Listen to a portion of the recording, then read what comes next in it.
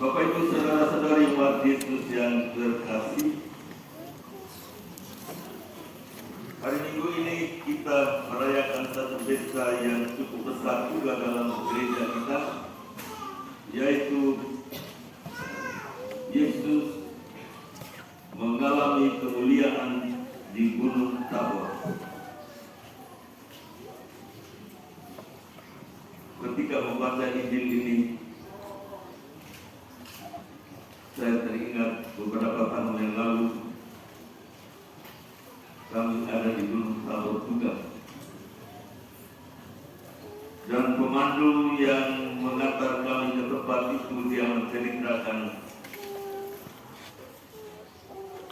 di Gunung Tabor inilah Yesus mengalami kemuliaan bersama dengan tiga orang murid yang mewakili umat dari Perjanjian Baru dan juga 2 orang dari Perjanjian Lama, yaitu Musa dan Elia.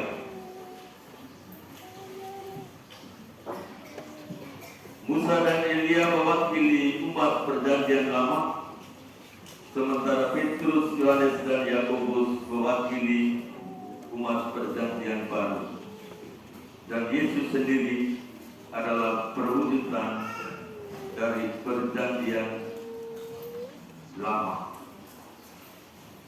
Selama beratus-ratus tahun, bahkan ribuan tahun, orang Israel menanti kedatangan Yesus, dan akhirnya datang juga. Tetapi dia datang dalam kesederhanaan sehingga orang tidak terlalu merasa bahwa Yesus datang. Dia datang dalam kesederhanaan di Bethlehem, lahir di dalam kandang binatang.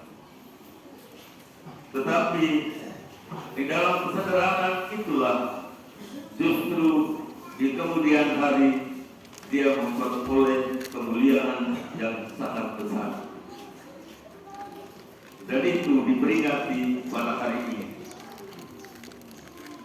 Pada hari ini sebenarnya Yesus mengalami kemuliaan di Gunung Tabor, gunung yang memberikan saksi dalam sejarah bahwa di sinilah Perjanjian Lama itu dibaharui, dan di gunung inilah Perjanjian Baru mulai nampak. Oleh karena itu 3 murid ini merasa begitu senang tinggal di Gunung Tabor, suka ketika Gunung Tabor dan tidak mau turun, sampai kepada Petrus namanya ini dikirikan kiamat Allah nanti dia tahu untuk Tuhan Yesus, tahu untuk Musa, dan tahu untuk Elia. Tensi dibelah, tetapi Yesus bilang kamu harus turun.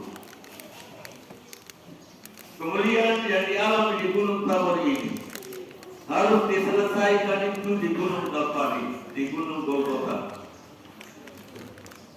Karena di Gunung Golgota atau di Kalvari itulah yang sebenarnya merupakan permulaan penderitaan dari Yesus untuk mengalami kemuliaan yang nanti nampaknya dia wujudkan itu di Gunung Tabor. Bapak Ibu saudara-saudari umat Yesus yang terkasih, pesan apa yang kita ambil dari kemuliaan yang dialami oleh Yesus di Gunung Tabor ini? Pesan yang pertama, kemuliaan yang dialami itu bukan begitu gampang, tidak segampang seperti yang kita pikirkan. Kemuliaan yang kita alami itu harus diawali dengan perjuangan yang tidak sedikit, dan bahkan penderitaan yang terus-menerus kita alami dalam hidup ini.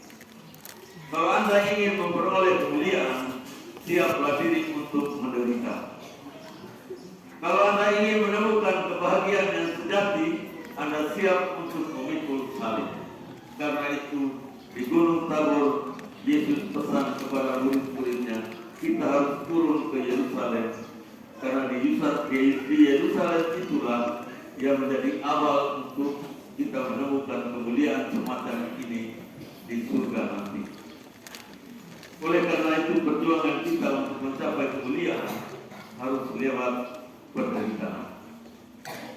Yang kedua, pesan yang kita boleh ambil dari sini adalah di dalam gereja kita ada 3 macam umat atau anggota gereja.